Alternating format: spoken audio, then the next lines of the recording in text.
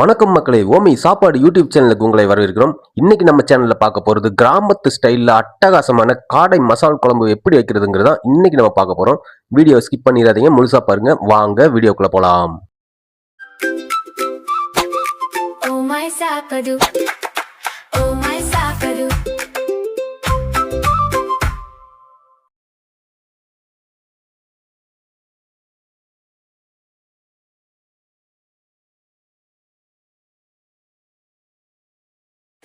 மக்களே, இந்த காடை மசால் குழம்பு வைக்கிறதுக்கு மொத்தம் 3 காடை 4 பீஸா வெட்டி வாங்கி க்ளீன் பண்ணி எடுத்து வச்சிருக்கிறேன். அடுத்து வெங்காயம், தக்காளி, இஞ்சி, பூண்டு, வரமிளகா, கருவேப்பிலை, சீரகம், குருமிளகு. அடுத்து இந்த குழம்பு வைக்கிறதுக்கு நம்ம கடையில் வாங்குற மல்லித்தூள் யூஸ் பண்ணுறதை விட வரமல்லியை வெங்காயம் தாளிக்கும் போதே கூட சேர்த்துக்கிட்டா இதுக்கு டேஸ்ட் இன்னும் கூடுதலாக இருக்கும். அடுத்து ஒரு வடை சட்டியில் வெங்காயம், தக்காளி தாளிக்கிறதுக்கு தேவையான அளவுக்கு எண்ணெய் ஊற்றிட்டு குருமிளகு, சீரகம், கருவேப்பிலை, வரமிளகாய் இந்த 4ஐயும் ஒட்டுக்கா போட்டு ஒரு 1 நிமிஷம் மட்டும் தாளிச்சுக்கலாம்.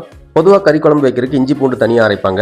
ஆனால் இந்த காடை மசால் குழம்பு வைக்கிறதுக்கு இஞ்சி பூண்டு தனியாக அரைக்க வேண்டிய தேவையில்லை. இப்போ கட் பண்ணி வச்சிருக்கிற இஞ்சி பூண்டை சேர்த்து 2 நிமிஷம் மட்டும் தாளிச்சு விட்டுக்கலாம்.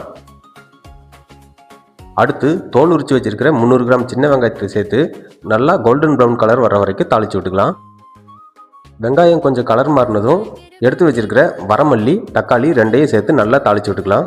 இந்த காடை மசால் குழம்பு வைக்க கடையில் வாங்குற மல்லித்தூள் யூஸ் பண்ணுறதை விட வீட்டில் இருக்கிற வரமல்லியை அரைச்சி யூஸ் பண்ணுறது நல்ல டேஸ்ட் கொடுக்கும். அடுத்து கரம் மசால் 1 டேபிள் ஸ்பூன், கறி மசால் 2 டேபிள் ஸ்பூன் அளவு போட்டுட்டு நல்லா மிக்ஸ் பண்ணி விட்டுடலாம். இது தாளிக்கும் போதே மசாலுக்கு தேவையான கல்லுப்பு சேர்த்துக்கலாம். இப்போது வெங்காயம், தக்காளி எல்லாம் நல்லா வதங்கி வந்துருச்சு.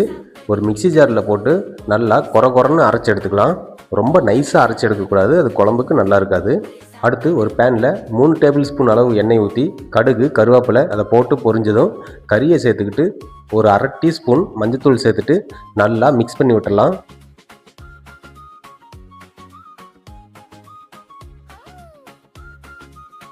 நல்லா மிக்ஸ் பண்ணி விட்டதும் தண்ணி ஊற்றாமல் ஒரு 5 நிமிஷம் மூடியை போட்டு மூடி வச்சு வேக விட்டுருங்க.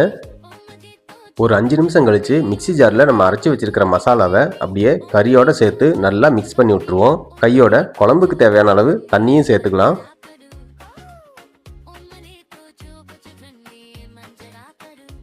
அடுத்து மூடி போட்டு ஒரு 10 நிமிஷம் நல்லா மசாலா எல்லாம் பச்சை வாசனை போகிற அளவுக்கு கொதிக்க விடுங்க.